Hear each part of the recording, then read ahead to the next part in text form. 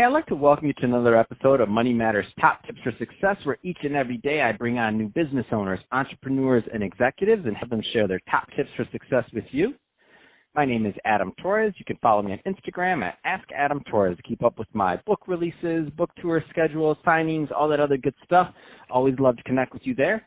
And as always, if you'd like to apply to become a co-author of one of my upcoming books, just head on over to the website, moneymatterstoptips.com, and click on Become an Author to apply. All right, so today I have Rouzbeh Rotabi on the line, and he's Vice President of Customer Success over at Marqeta, Inc. Rouzbeh, welcome to the show. Thank you, Adam, for having me, and I'm glad to be part of your show. So I'm excited to get more into what you're doing over at Marqeta, but before we do that, let's get a little bit further into your background. So how did you get started in your career and in business?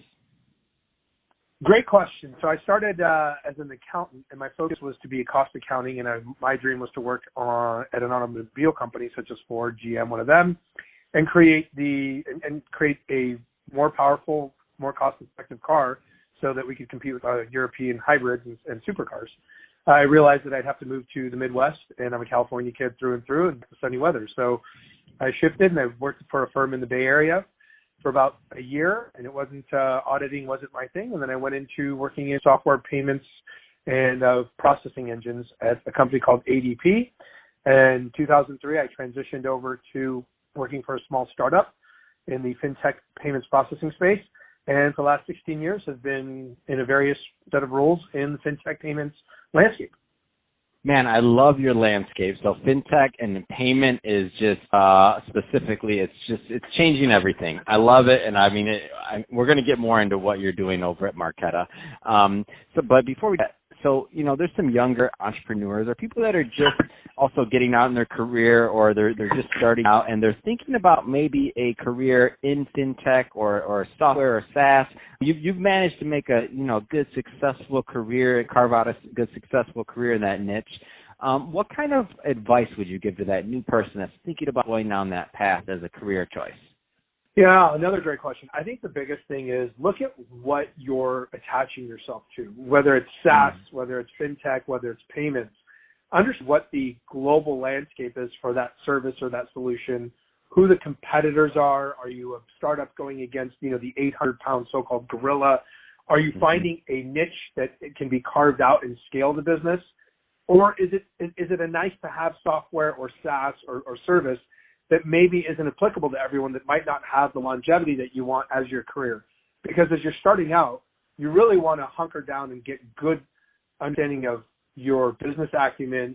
You want to understand how the business is going to help you grow your career and have a longevity so that you're not doing a 6, 8-month or 18-month stint somewhere that you can hunker down for 3 to 4 years and get some good knowledge and build a solid foundation. That's awesome. Let's switch it up a bit. I do want to get more into what you're doing over at Marqeta. So first, tell us a little bit more about the company, please. Great. So the company was founded actually almost 10 years ago. Next year will be 10 years, and the company was founded to really increase the ways that consumers can spend money it started out as an aggregation for Groupons so that you could have it on one card. Then that wasn't really taking off, and the company pivoted, as most startups do, and moved over into becoming a core issuer processor. So what we do is we process Visa, MasterCard, and Discover products for commerce enablement companies such as DoorDash, Instacart, and a list of others, where we're putting payments devices in their hands or in their employees' hands so that they can change the way that people transact. So you have a unique vantage point. Number one, you're with a company that's been, it's been around for a good amount of time, at least in that space. So 10 years, that's ancient in that space.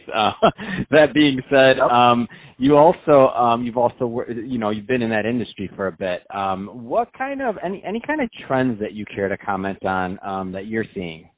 Yeah, I think if you think about payments, the three things that have changed the landscape the most. First, smartphones have drastically changed how we want to pay, consume, or buy things. You can be in the middle of the flight and spend as much money as you want on Amazon.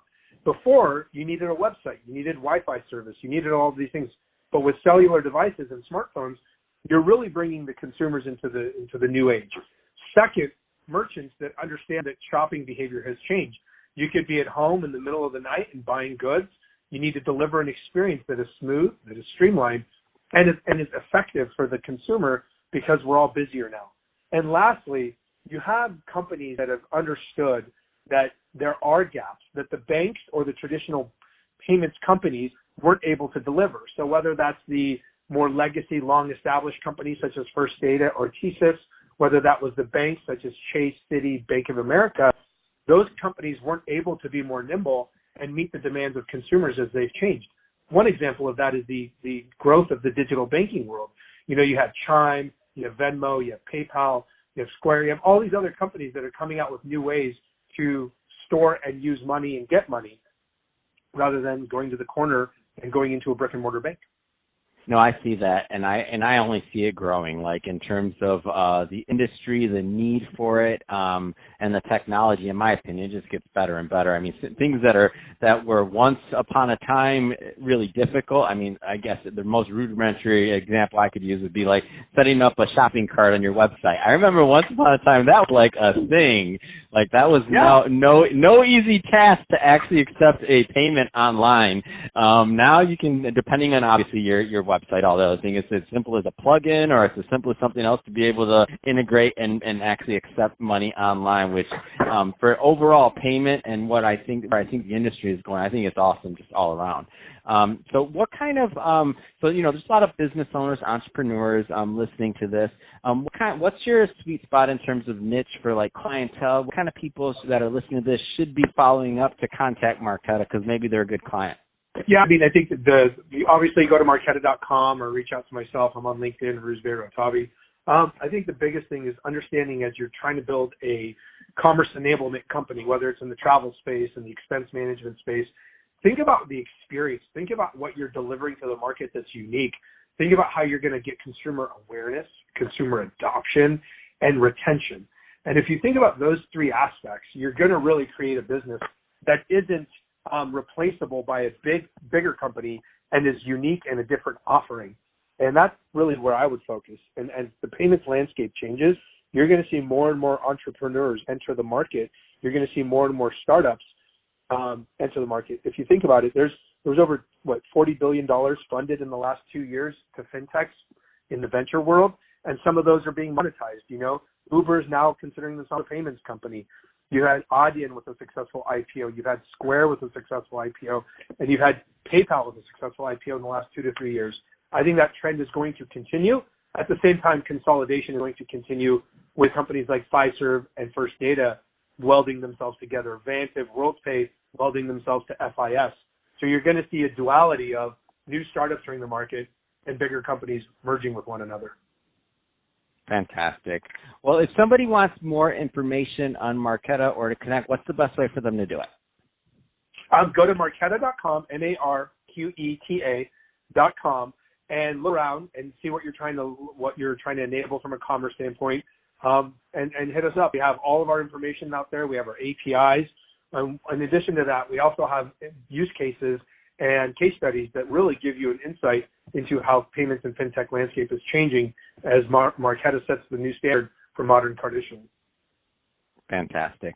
Well, Rouzbeh, really appreciate you coming on the show today and sharing more about your background, all the great work you're doing over at Marqeta. And the audience, as always, thank you for tuning in. I hope you got a lot of value out of this. If you did, don't forget to subscribe to the podcast, leave me a review, do all those great things we do to support our podcasters. I really do appreciate it. And Rouzbeh, thanks again for coming on the show.